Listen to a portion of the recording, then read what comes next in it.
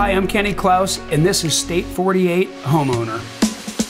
We got a special guest today, and one of the first times I met you, Paul, you had me out with a, what do you call that rope? A lasso, right? Lasso or a rope, yeah. And I was roping like a plastic fake cow. But today, we're actually going to talk about what you do, and you do home inspections. It's Paul Stratton from Stratton Inspection Services. Welcome to the podcast today. Thanks, Scott. Good to be here. Yeah, we're excited to have Paul. We actually got to do a team, we'll call it a field trip one time. We took the whole team out to an inspection and just kind of had, not with clients, not a house, just a house that we had under contract, just to kind of give everybody a quick update on what is it that Paul does, because, you know, every home inspector can be a little different what they look for and that, but just kind of took us the time to take through and really educate us on things that we're looking for, you know, as we're helping a client.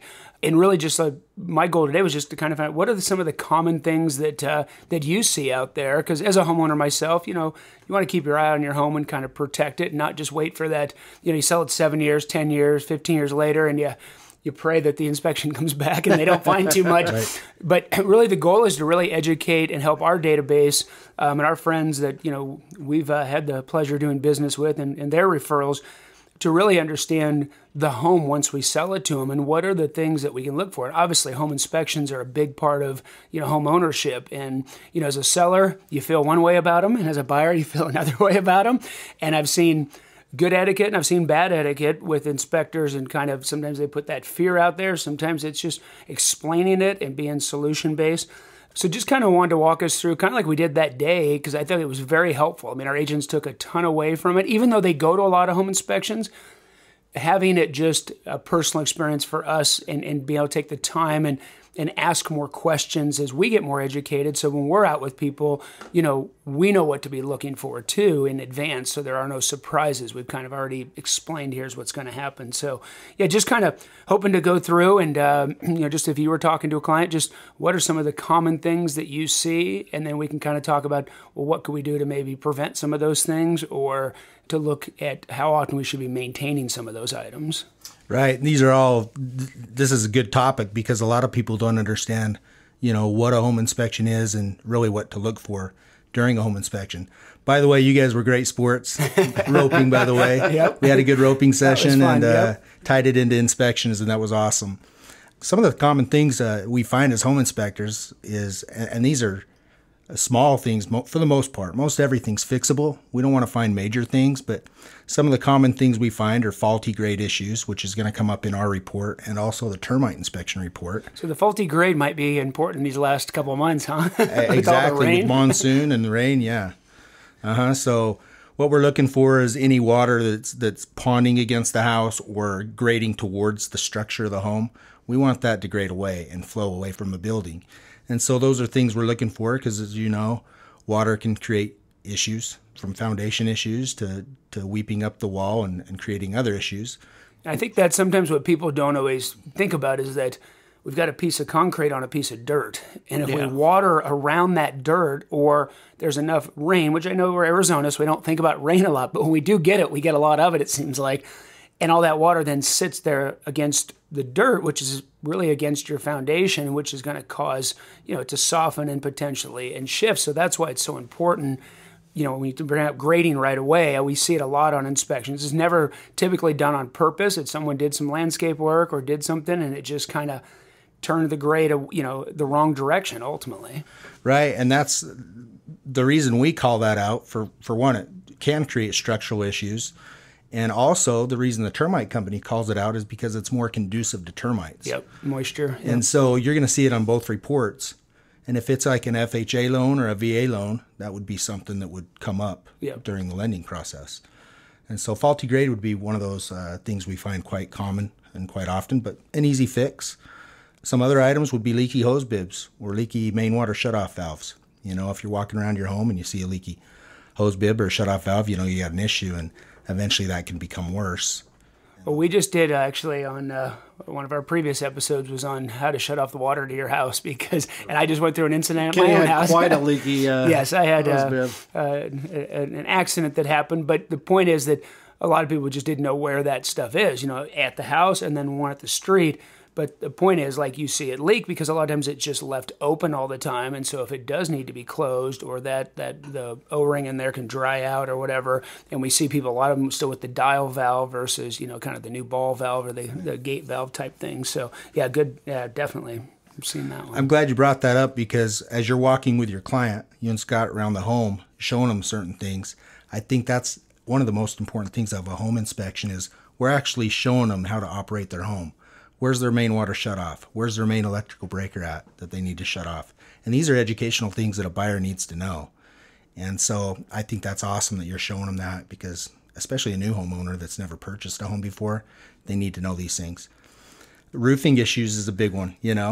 We may inspect a roof 5 months before it rains and not be able to detect a leak because it hadn't rained in 5 months.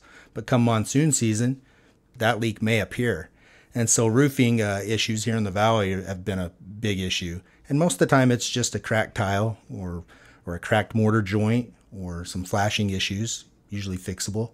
But that's another common issue we find. Yeah, roof issues we see almost 100% of the time on houses. When I say issues, that's probably not even the right word, but it's just common things like cracked roof tiles, which really, if they're just kind of cracked, they can be sealed with silicone or per the register of contractor, so it's not a big game changer, but they slip, and what happens sometimes they crack or slip is now your underlayment is exposed, and your underlayment is that black paper. The sun will dry that out. Now that cracks. Now your wood gets deteriorated, and that's where we see leaks.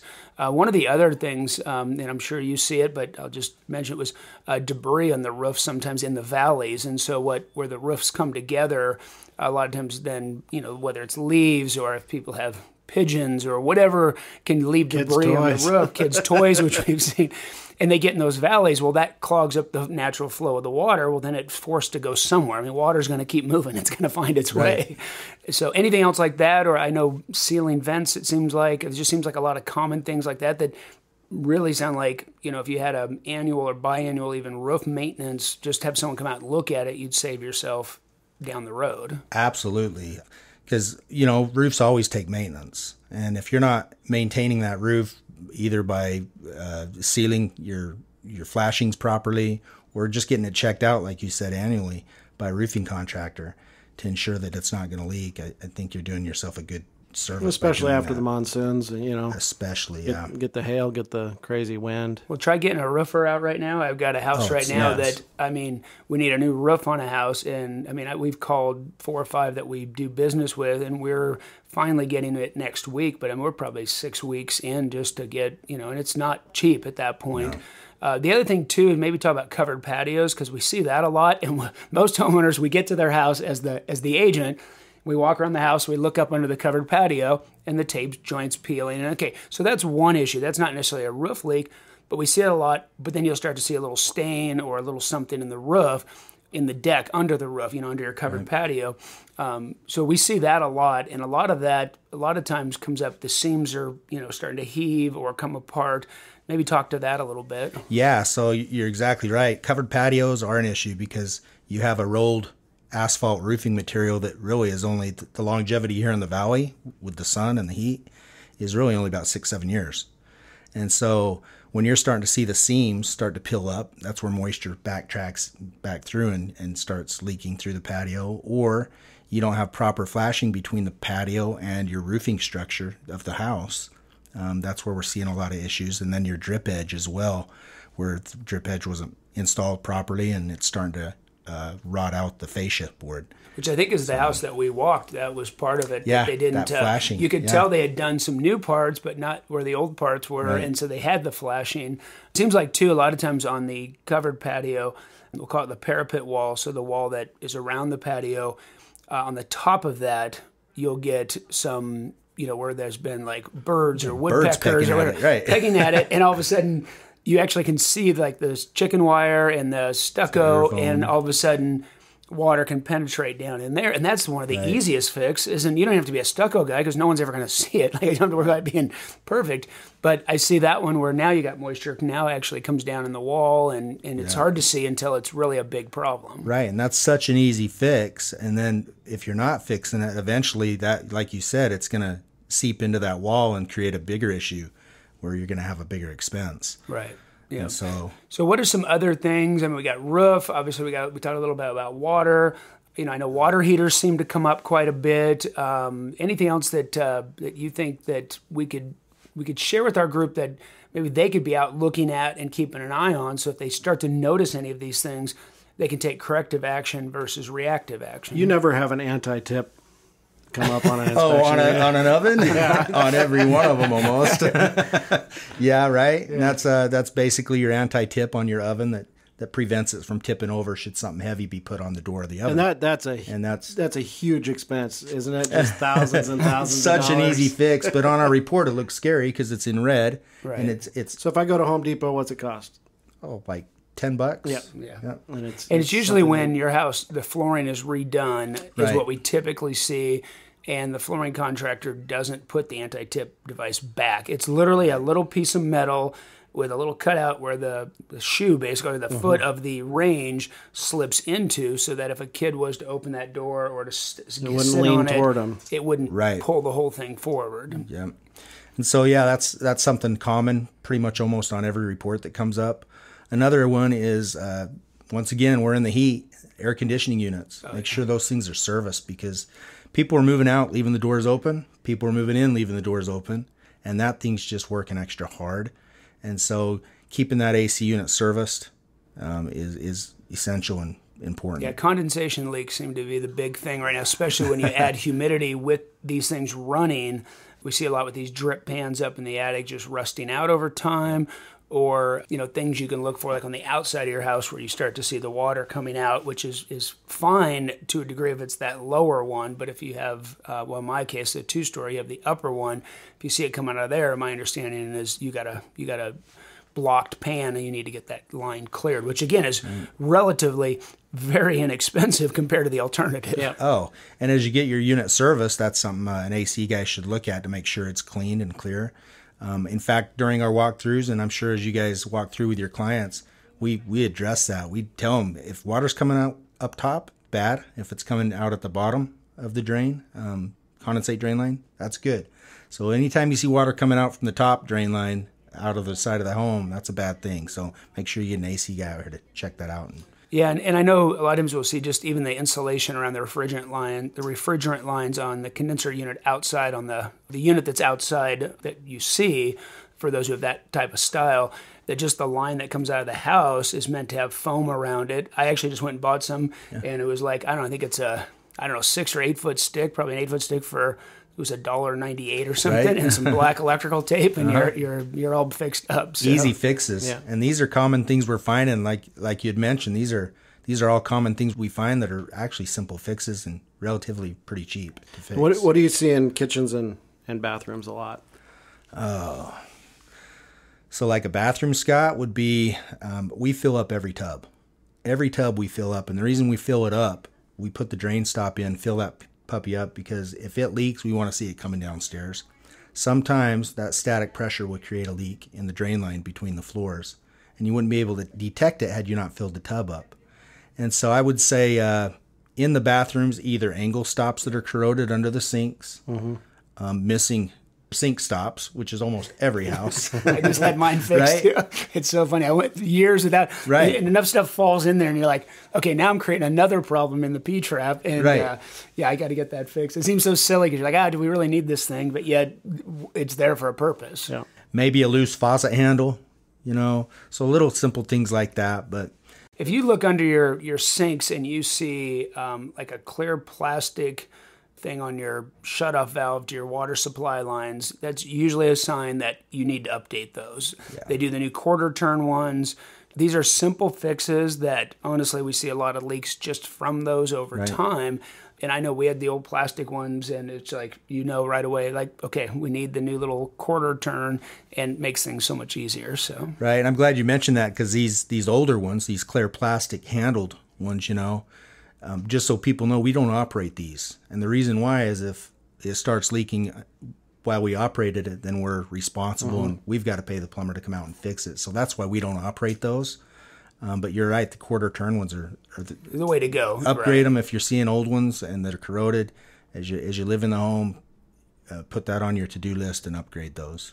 I've seen a lot of times that sellers are a little surprised that their fixtures are leaking, like on the sinks, because when you go to turn it on, you're turning it on all the way, and they may never have turned it on that way, and it won't leak until it's turned on all the way sometimes. And right. And if those homes are sitting vacant for a while, they're not being used. So now we're operating them at full capacity. Yep. And eventually there's going to be a leak because they just dried out and hadn't been used.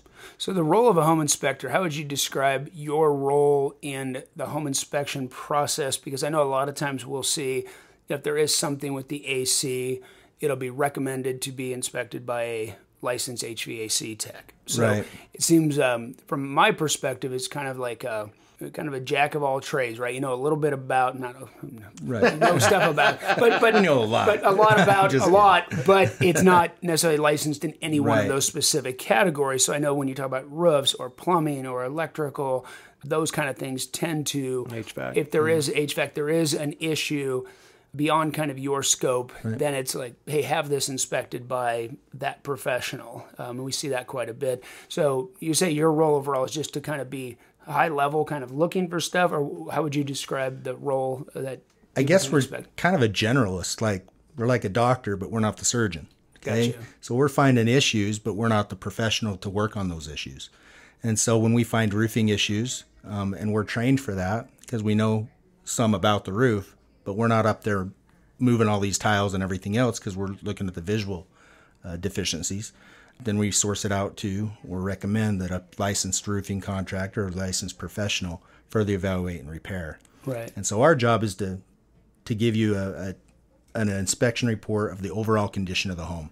Okay. And then with that, we recommend licensed professionals do the repair work, depending on what it is. If it's a missing doorstop, well, you can do that yourself. But other bigger issues like roofing or electrical or plumbing, HVAC, those would be a licensed professional. Right. And a lot of times, what we've seen, just I think with the age of a lot of the Arizona homes, I joke, I have a coaching client in New Jersey, and I think to myself, how do they get through home inspections with a house built in 1908 right. or whatever, and out here, it seems like everything is stucco tile roofs. We got shingles, but a lot of the homes are, 70s and newer. So, they're still, 50 plus years old now, which is crazy to think about, but they are. But we're just kind of wanting to get an overview of, what are you finding out there that if we knew those items, and we hope to do this, a couple times with you just to keep updated on what's happening out there, what is it that is the most common? So that was kind of the goal of today, was just kind of find out, what is it going on out there that people just don't necessarily realize or don't think to check until they've got to call someone because now they've got a big issue. And I think that's what home inspections, a lot of times the sellers will be like, well, I didn't even know that was wrong. I didn't know about that.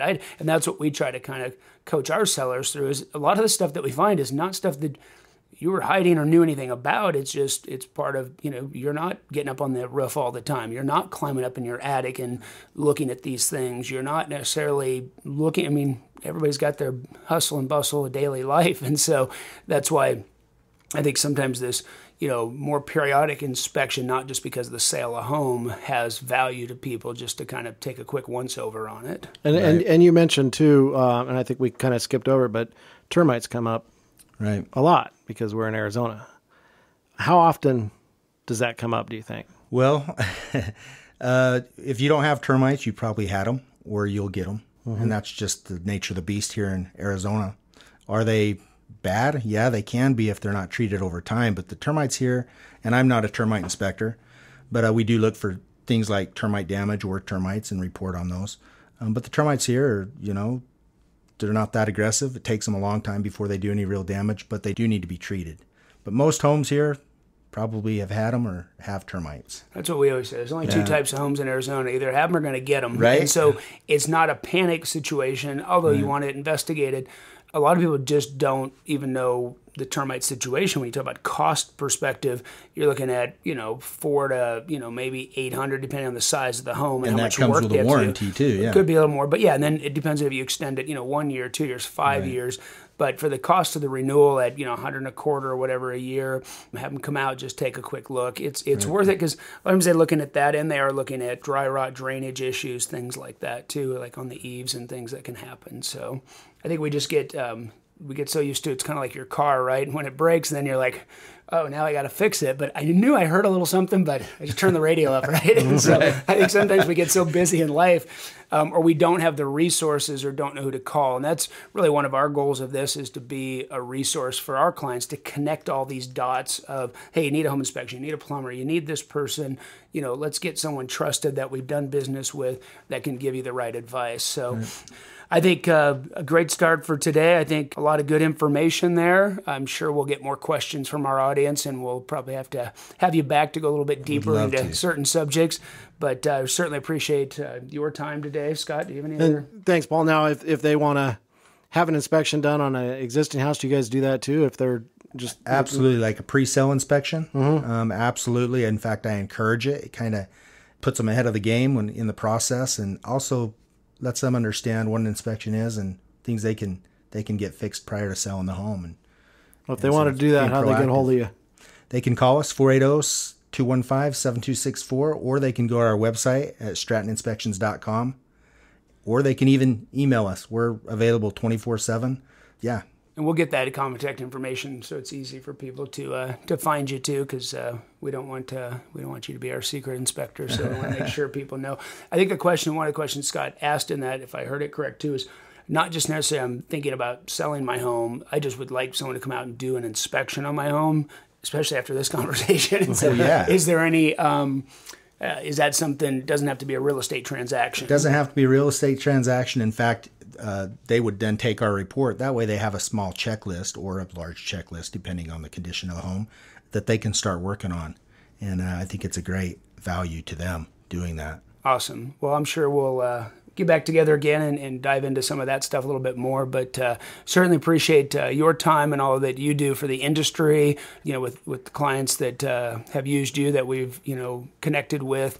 And for our team is to make sure that we're staying on top of this education and training, because houses are changing, technologies are changing, a lot is changing with home ownership, and we just want to make sure that we keep our people, at the front of the game if we can, to keep understood